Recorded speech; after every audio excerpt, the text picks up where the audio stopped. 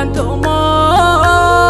ke marsholle Allah itama bantomo ke marsholle Allah kitin be ukare anu moyo gola ogobe kiwodende ongache se gotisituye undamane meze awanse sokituye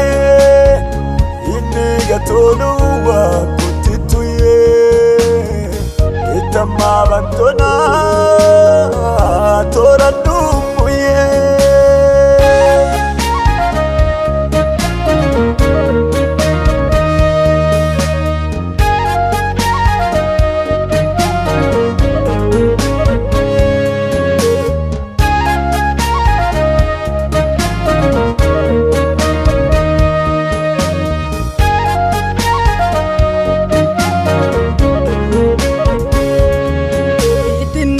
Tokeni otal batokom illa geyo oranei kachis tokom amanat kotalominei gongel batokom uiti geyaba nesenna fisokom aumo kanoi unjaga bison Bantonim tumani inse afise imane ese aumo kanoi inse unjaga bison kese bantonim tumani inse afise imane ese itama bantomo ke marsholle Allah itama bantomo marsholle Allah itama bantomo ke marsholle Allah kitin be ukare anu moyo gola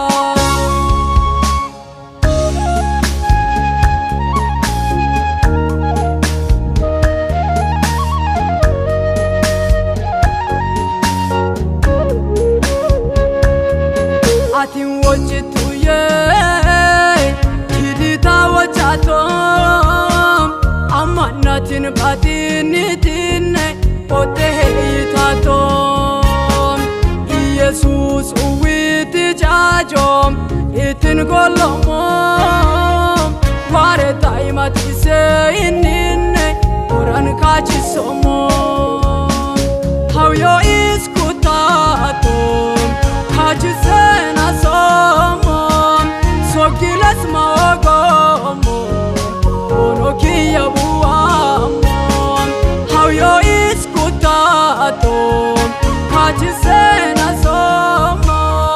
sokilas maogomo orokia buamo pare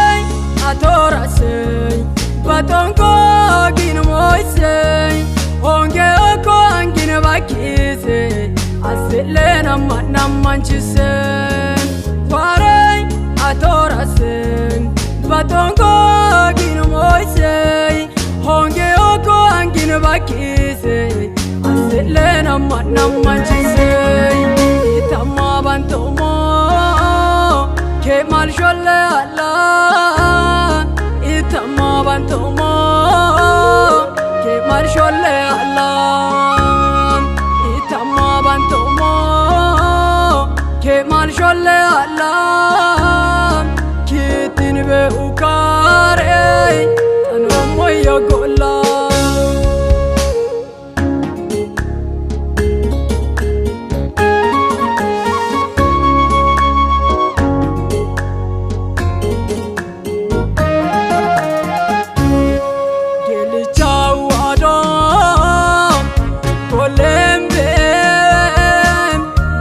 las que no ne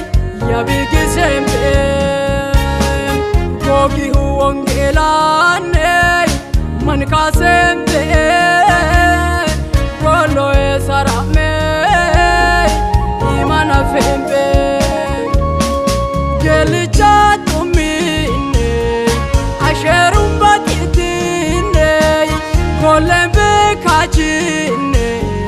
Lusise ayanine Gelcha tumine Asherum batitine Golembe kachine Lusise ayanine Itama bantomo Ke malsholle Allah Itama bantomo Ke malsholle Allah Itama bantomo Ke malsholle Allah Kitin be ukare Anu moyo gola Ogobe kiwadene Ongache se kotisituye Undamane meze awanse